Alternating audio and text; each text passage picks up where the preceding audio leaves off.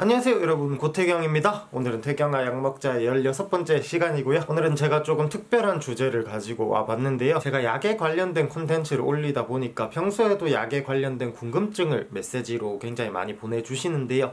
그것만큼 많이 여쭤보시는 게 약사에 관한 내용이에요. 약대에 진학해서 약사가 되고 싶으신데 마땅히 정보를 얻으실 곳이 많지 않다 보니까 저한테 그런 점들을 많이 물어보시더라고요. 그래서 오늘은 약사가 되기 위해서는 어떠한 과정들을 거쳐야 하는지, 또 약사가 되면 어떤 분야들에서 일을 하게 되는지, 약사라는 직업에 대해서 한번 전반적으로 얘기해보는 시간을 가질까 합니다. 혹시라도 약대 진학을 염두에 두고 계시거나 약사라는 직업에 흥미가 있으신 분들에게 이 영상이 많은 도움이 됐으면 좋겠고요. 그럼 한번 시작해 보겠습니다. 우선 약사란 약사 면허증을 소지하고 있는 사람을 의미합니다. 많은 분들이 약사 자격증이라고 표현을 하는데 이건 잘못된 표현이고요. 약사는 면허가 맞습니다. 이건 약간 부가적인 건데, 면허증이랑 자격증의 차이는 뭘까요? 이거는 뭐 나중에 면접 질문으로라도 나올 수 있기 때문에 간단하게 구분하는 법을 알려드리자면, 그 면허증 혹은 자격증이 없이 그 행위를 했을 때 그 행위가 불법인지 아닌지를 보시면 되거든요. 예를 들자면 미용사 자격증이 없는 사람이 머리를 자른다거나,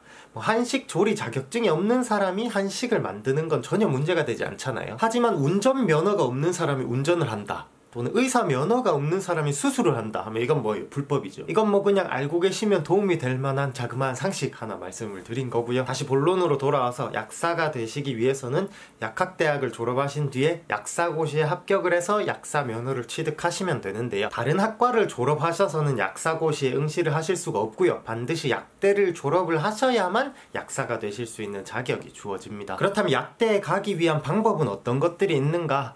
다른 대부분의 학과 같은 경우에는 수능을 쳐서 해당 학과로 진학을 하시면 되지만, 2009년도부터 제도가 바뀌면서 수능을 통해서는 약대로 바로 진학을 하실 수 있는 방법은 없습니다. 반드시 다른 학과에서 대학교 2년을 수료하신 뒤에 피트라는 시험을 치셔야만 약대로 들어오실 수가 있는데요. 저 역시도 2009년도에 대학을 입학을 했기 때문에 수능으로 갈 수 있는 방법이 전혀 없어서 저는 경희대학교를 2년 다니다가 피트 시험을 쳐서 약대로 들어왔거든요. 그렇기 때문에 가장 빠르게 약대에 입학을 하게 되면 22살에 입학을 하게 되겠죠. 제가 얼핏 들은 바로는 2022년도부터는 다시 수능을 통해서도 약대생을 뽑을 계획이다 라고는 들었는데, 설사 그렇게 된다고 하더라도 22년도부터 바로 이렇게 100% 수능으로 전환이 될 일은 전혀 없고요. 수능이랑 피트랑 이렇게 병행을 하다가 서서히 수능 쪽으로 넘어가고 이렇게 할 거라서, 지금 피트 준비를 하시는 분들은 크게 염려하지 않으셔도 될 것 같습니다. 여러분이 약대에 들어오실 때 제출하는 서류는 크게 4가지 정도로 보시면 되는데요. 피트 점수, 그리고 공인영어 점수, 대학교 학점, 그리고 기타 스펙, 이렇게 4가지가 있고요. 기타 스펙을 제외하고 나머지 3가지의 중요도를 따지자면 피트 점수, 공인영어 점수, 그리고 대학교 학점 정도 순으로 볼 수가 있고요.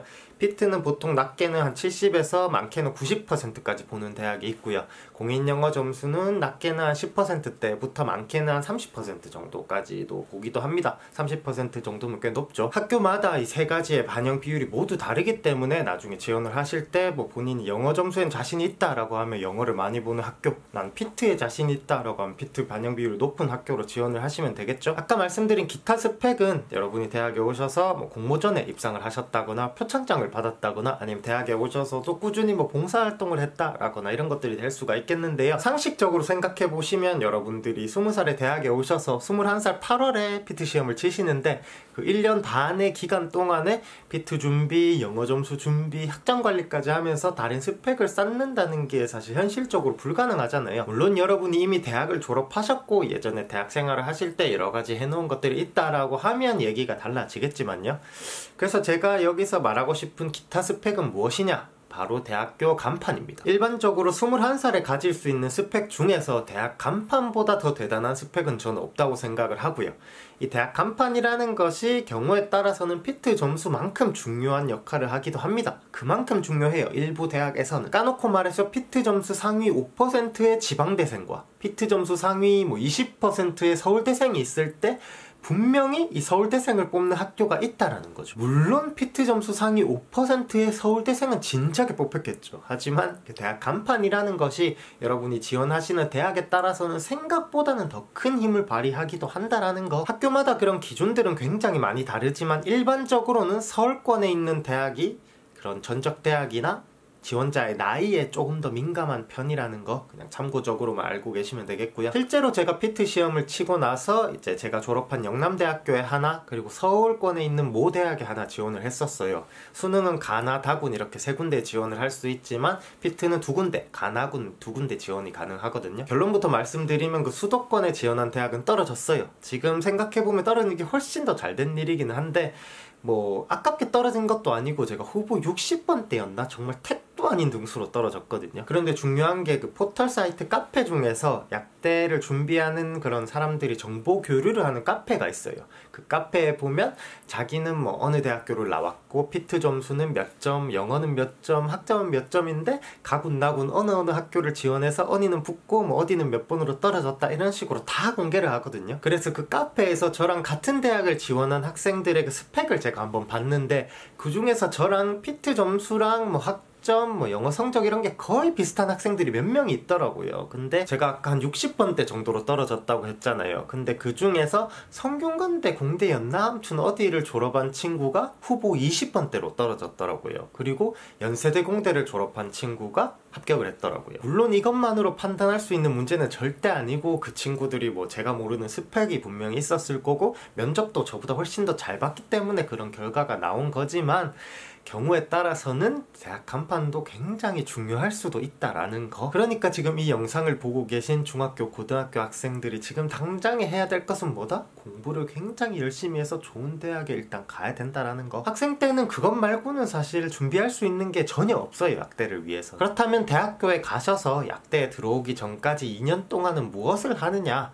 당연히 뭐 피트 시험 준비도 하셔야겠지만 가장 먼저 선수 과목이라는 게 있습니다. 여러분이 2년 뒤에 약대에 들어오셨을 때 약대 수업을 이해하실 수 있도록 기본적인 것들을 미리 좀 공부해 놓는다라고 생각하시면 되겠고요. 과목은 뭐 수학, 일반 물리학, 일반 화학, 일반 생물학, 유기화학 뭐 이 정도고요. 제가 알기로 학교마다 학점 수는 조금씩 다른 걸로 알고 있어서 여러분들이 지원을 희망하시는 대학의 학점 요구량을 한번 확인해 보시고요. 학점 수가 3학점에서 많아봐야 6학점 정도 라서 전혀 부담되는 양은 아니지만 이걸 미리 들어놓지 않으면 나중에 지원 자체가 불가능하기 때문에 가장 먼저 말씀을 드렸습니다. 첫 번째는 선수 과목 수강. 하나 더 준비하셔야 될 것이 공인영어 점수. 보통 토익을 많이 준비하시는데 지원 가능한 최소 점수가 한 650점 정도였나인 걸로 알고 있고요. 하지만 점수가 낮아서 좋을 건 전혀 없으니까 800점대 중반 이상 정도는 받아두신다고 생각하시는 게 좋고요. 참고로 제가 들어갈 때 저는 한 910점 정도 받았던 걸로 기억합니다. 공인영어 점수가 유효기간이 2년이기 때문에 저는 피트 시험을 준비하기 전에 그 여름방학 때 토익 공부를 해가지고 토익 점수를 따놓고 본격적으로 피트 공부를 시작했었고요. 저처럼 이렇게 영어 점수를 가지고 시작하면 좋겠지만 상황이 여의치 않으신 분들은 피트 시험을 치고 나서 원서 접수까지 한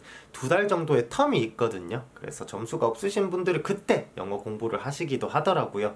정말 시간이 없어서 그런 건지 아니면 뭐 스릴을 즐기시는 건지는 모르겠지만 그닥 추천하는 방법은 아니고요. 미리 따놔서 나쁠 건 전혀 없겠죠. 학교마다 공인영어 점수 반영 비율이 다르고 당연히 피트 시험보다는 비중이 낮지만 이렇게 미리 따놓을 수도 있고 피트 시험이랑 공부 기간이 그렇게 겹치지도 않기 때문에 상황이 여유가 있다면 미리 따놓으시는 것을 추천드리고요. 실제로 제 동기 중에서는 지원 바로 전달까지도 영어 점수가 없이 있다가 마지막 그 찬스에서 겨우겨우 기준치를 넘겨가지고 600 몇 점으로 이렇게 합격해서 들어온 친구도 있는데요. 그거는 진짜 한 7년 전 얘기고요. 지금은 뭐 보통 합격권 점수를 보면 보통 800점 중반 이상은 무난하게 넘기시는 것 같더라고요. 앞서 말씀드린 것처럼 대학에서 선수 과목을 이수하고 이제 대학교 2년을 수료하신 뒤에 피트 시험을 치시면 약대로 들어오실 수가 있기 때문에 이론상으로 이전 대학의 학과는 아무런 관련이 없습니다. 예체능 계열, 공대, 뭐 문과대, 상경대 뭐 아무런 관련이 없고요. 실제로 제가 학교를 다닐 때 예체능을 전공하셨던 분이 들어오시기도 했었어요. 제가 아직 문과 출신은 본 적이 없긴 하지만 이론상 불가능하지는 않다라는 거. 다만 피트 시험의 과목들이 이제 화학이랑 생물이 주가 되다 보니까 그런 관련 학과에 진학을 하셔서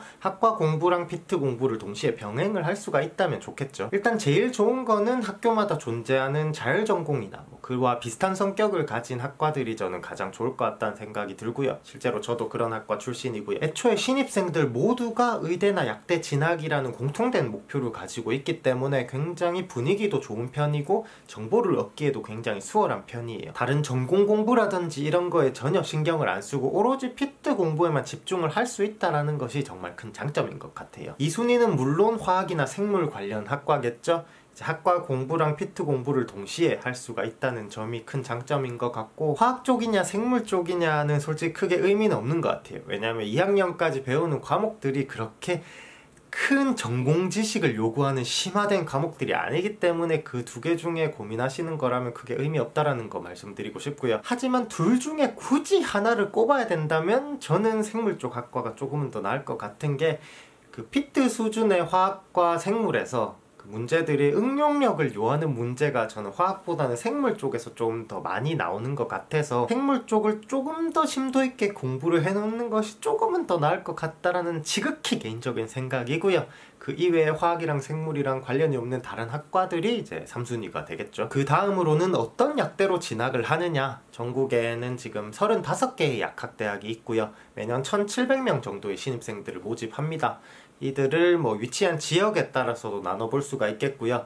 이제 피트로 이제 제도가 바뀌면서 새롭게 신설된 15개의 신설 약대랑 이제 기존의 수능으로도 계속 신입생들을 뽑고 있었던 기존 약대로 이렇게 나눠볼 수가 있겠는데요. 지역은 사실 집에서 뭐냐 가깝냐의 문제라서 크게 중요하지 않은 것 같고요. 특이점이 있다면 서울을 포함한 수도권에 전체 신입생의 한 50% 정도가 밀집되어 있는 편입니다. 그 나머지 50%를 이제 경상도, 전라도, 충청도, 강원도 이렇게 나눠서 배정이 되어 있고요. 다만 약사라는 직업의 특성상 서울권에 있는 대학교를 더 선호하는 경향은 그렇게 크지 않아요.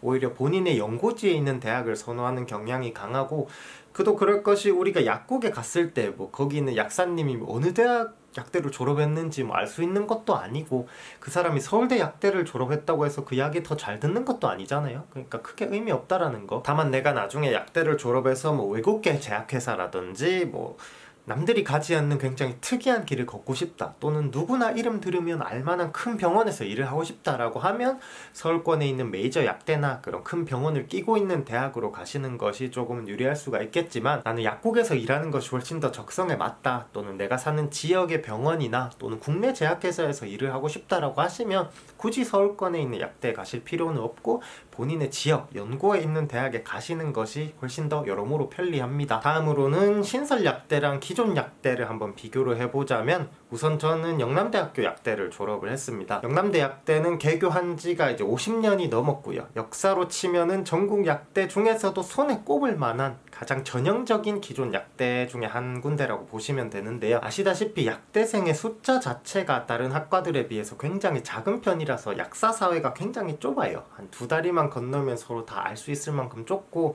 약사들은 항상 같이 일을 하잖아요. 약국에서 일을 하든 병원에서 일을 하든. 병원에 가더라도 그 안에 약제부서에서 약사님들끼리 같이 일을 하고, 제약회사에서 가더라도 보통은 다 연구개발팀 안에서 다 같이 일을 하거든요. 그리고 추가적으로 신설 약대보다 기존 약대의 정원이 훨씬 더 많은 편이에요. 대구 경북을 예로 들어보면 대구 경북엔 약대가 4군데가 있는데, 영남대랑 대구 카톨릭대 기존에 약대가 존재를 했었고요. 이번에 경북대랑 계명대에 새로 신설이 됐어요. 정원을 보면 영남대는 한 학년에 70명을 뽑아요. 그리고 대구 카톨릭대는 50명을 뽑고, 신설된 계명대랑 경북대는 저 때는 20명을 뽑았었는데 지금 최근 자료를 확인해 보니까 한 학년에 30명을 뽑더라고요. 졸업생 숫자를 비교해 보면 신설 약대는 2015년도에 첫 졸업생을 배출해 냈기 때문에 지금까지 한 4년 동안 100분 정도의 졸업생을 배출해 내셨고요.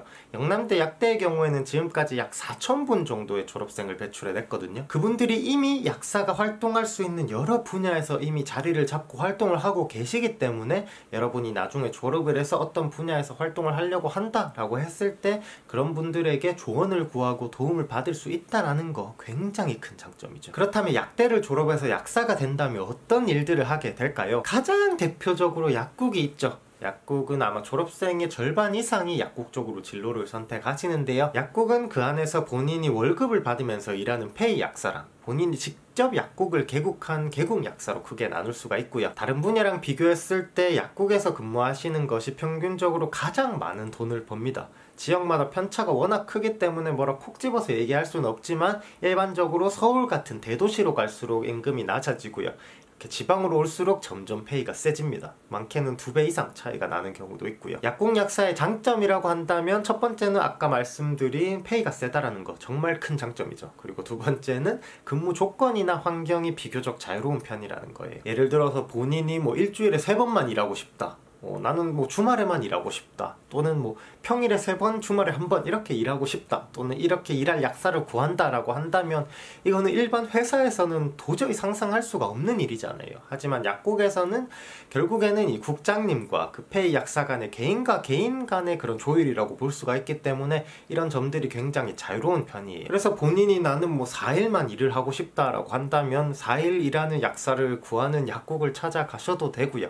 이틀 일하는 약사를 구하는 약국을 2군데를 구하셔도 되고요. 이런 것들을 조율할 수 있다는 것 자체가 어떻게 보면 다른 직종에서는 상상하기 힘든 큰 장점이라고 생각이 됩니다. 그 다음으로는 병원 약사가 있습니다. 보통 대학병원이나 지역의 큰 종합병원에서 일을 하시게 되고요. 병원 약사는 특히나 여성분들이 많이 선호를 하시더라고요. 병원 약사의 장점이라고 한다면 아무래도 약국에서 일하는 거는 사람을 상대하는 일종의 서비스업이라고 볼 수도 있기 때문에 거기서 오는 스트레스가 없을 수는 없거든요. 약국이 아니더라도 뭐 편의점이라든지 카페 이런 데서 사람을 상대하는 일을 해보신 분들은 아시겠지만 진짜 별의 별 진상들이 많거든요. 당해보신 분들은 아시겠지만 진짜 그런 사람들 한 번 왔다 가면 하루 종일 기분이 더럽거든요. 하지만 병원 약사는 이렇게 직접적으로 사람을 상대하는 일이 그렇게 많지는 않기 때문에 그런 데서 오는 스트레스가 좀 덜하다는 거. 하지만 반대로 약국은 거기서 근무하는 직원의 수가 5명을 잘 넘진 않거든요. 하지만 병원 같은 경우에는 적게는 20-30명부터 많게는 100명, 200명까지도 근무를 하시는 하나의 사회생활이기 때문에 그런 데서 조금 스트레스를 느끼시는 분들이라면 조금 그게 단점이 될 수는 있다라는 생각을 합니다. 실제로 제가 약대 진학을 결심한 이유 중에 하나도 저는 회사 생활을 하기가 싫었어요. 그 대한민국의 전형적인 회사 문화 있잖아요. 까라면 까라는 식의 그런 문화를 저는 극도로 혐오하는 편이고 그런 상황에 유연하게 대처해 나갈 자신도 없었기 때문에 조용하게 이렇게 약국에서 일하고 싶어서 약대로 진학을 한 이유도 있다라는 거 참고적으로 알아주셨으면 좋겠고요. 그리고 아까 약국 약사 얘기를 할 때 근무 시간에 대한 얘기를 잠깐 했었는데요. 병원 약사는 특이하게도 나이트 전담 약사라는 포지션이 존재합니다. 아시다시피 큰 병원에는 응급실이 24시간 운영이 되고요. 입원해 계신 분들도 계시기 때문에 24시간 약사가 상주를 해야 되거든요. 보통은 오전에 출근을 해서 이제 저녁 타임에 퇴근을 하시지만 그때 출근을 하셔서 밤을 새고 오전에 퇴근하는 그런 포지션이 따로 있어요. 이런 나이트 전담 약사님들은 보통 3일에 한 번씩 출근을 하세요. 그러니까 한 달에 10번 일을 하고 아무래도 밤을 새서 하는 일이기 때문에 페이도 굉장히 높은 편이거든요. 그러니까 나는 뭐 평소에도 굉장히 잠을 늦게 잔다. 그리고 난 매일매일 출근하고 싶지도 않고 이렇게 쉬엄쉬엄 3일에 한 번 정도 밤새면서 빡세게 일을 하되 돈은 좀 많이 받고 싶다라고 하시는 분들은 이렇게도 하실 수 있다라는 거 알고 계시면 좋을 것 같고요. 세 번째는 제약회사입니다. 제약회사 연구직 같은 경우엔 보통 석사 이상의 학위를 요구를 하는 경우가 많아서 대학원까지 수료를 한 다음에 가시는 경우도 많고 그렇지 않은 부서에서 학사에서 바로 일을 하시는 경우도 많이 있고요. 제약회사 쪽은 보통 여성분들보다는 남성분들이 많이 선호를 하시는 것 같고요. 회사 생활의 많은 부분은 병원 약사랑 크게 다르지는 않은 것 같습니다. 특이한 점이 있다면 병원은 굳이 수도권이 아니더라도 지방에도 지역마다 큰 병원들이 여러 개씩 존재를 하고 있어서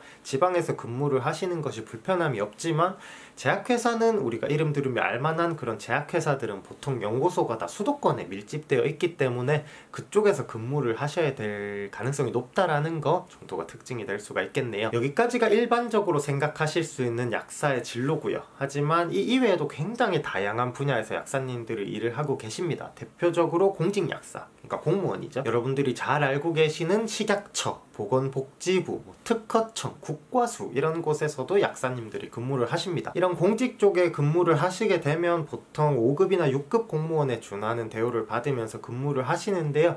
이런 쪽은 일반적으로 약사님들이 선호하는 직종은 아니에요. 이유는 굉장히 간단한데요. 약국이나 이런 병원에서 일을 하시는 것보다 일은 상대적으로 더 힘들지만 페이는 상대적으로 더 낮기 때문이에요. 그렇기 때문에 이런 쪽으로 굉장히 뜻을 가지고 사명감을 가지고 계신 경우가 아니라면 일반적으로 선택하는 진로는 아니고요. 굉장히 특이한 케이스라고 볼 수가 있기 때문에 저도 많은 정보가 없는 점 양해 부탁드립니다. 마지막으로 제가 약대를 준비했을 때의 전체적인 경험담을 말씀드릴까 하는데요. 전체적인 흐름이랑 어떤 식으로 공부를 했는지 그때의 느낀 점 등을 간단하게 말씀을 드릴까 합니다. 우선 저는 고등학교 때부터 약사가 되는 게 꿈이었어요. 그렇기 때문에 수능을 친 직후부터 이제 22살에 약대 입학을 들어가는 걸 목표로 삼았기 때문에 그 당시에 경희대학교 자율전공 부에 입학을 했고요. 대학에 3월에 입학을 하게 되면 그 다음 해인 8월에 PT 시험을 치기 때문에 그 사이에 한 1년 반 정도의 시간이 있잖아요.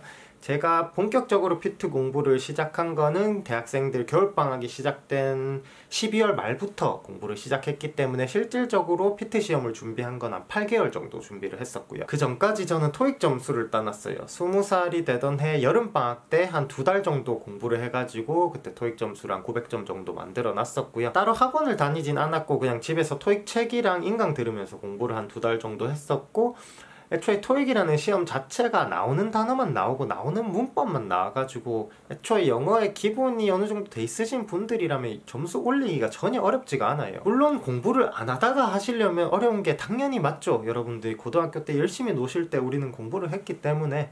다만 약대 진학을 염두에 두고 계신 분들이라면 어느 정도 성적에는 관심이 있으시다라는 가정하에 말씀을 드리는 거고요. 토익에 3달 이상 시간을 투자하는 건 전 낭비라고 생각합니다. 단기간에 빡 해서 점수를 딱 끌어올리고 끝내는 게 가장 깔끔한 것 같고요. 그리고 그러라고 만든 시험인 것 같기도 하고요. 아무튼 저는 12월 말부터 본격적으로 PT 공부를 시작을 했어요. 그 당시에 역삼역 근처에 고시원을 잡고 강남역에 있는 학원을 다니면서 공부를 했는데요.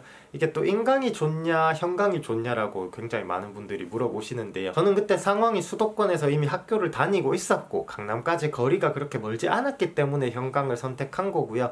지금처럼 제가 대구에 살거나 했다면 저는 당연히 인강을 들었을 거예요. 그것 때문에 서울까지 올라오는 건 저는 굉장히 낭비라고 생각합니다. 현강의 장점이 하나 있다면 그건 분위기.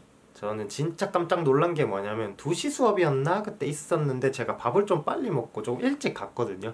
근데 그 교실 앞에다가 앞자리에 앉으려고 애들이 책가방을 이렇게 쫙 놔둔 거예요. 그걸 보고 전 진짜 충격을 많이 받았었거든요. 솔직히 수업의 내용은 똑같잖아요. 인강이랑 현강이랑. 심지어 현강은 한 강의실에 200명 이상이 들어가기 때문에 앞자리에 안 앉으면 뒷자리에서 선생님 얼굴이 보이지도 않아요. 그래서 천장에 달린 모니터를 보면서 수업을 들어야 되는데 그게 인강이지 뭡니까? 하지만 그런 수업 자체의 내용보다는 수업 외적인 것들, 수업이 끝났을 때 선생님 붙잡고 20분 30분씩 질문하는 애들이나 수업 자체의 그런 열기, 아니면 밥을 먹으면서도 그렇게 책을 쳐다보는 애들을 보면서 아, 내가 이런 애들이랑 경쟁을 하려면 더 열심히 해야겠구나 하면서 굉장히 많은 자극을 받았던 기억이 나거든요. 오히려 그런 게 현강의 장점이라고 생각을 해요. 아무튼 오늘 이렇게 약사라는 직업에 대해서 여러 가지 얘기를 해보는 시간을 가졌는데요. 이 영상이 약대 진학을 염두에 두고 계시거나 약사를 꿈꾸시는 분들에게 조금이나마 도움이 되었으면 좋겠고요. 혹시라도 약대 진학을 고민하고 계신 분들이 있으시다면 제가 말씀드리고 싶은 거는,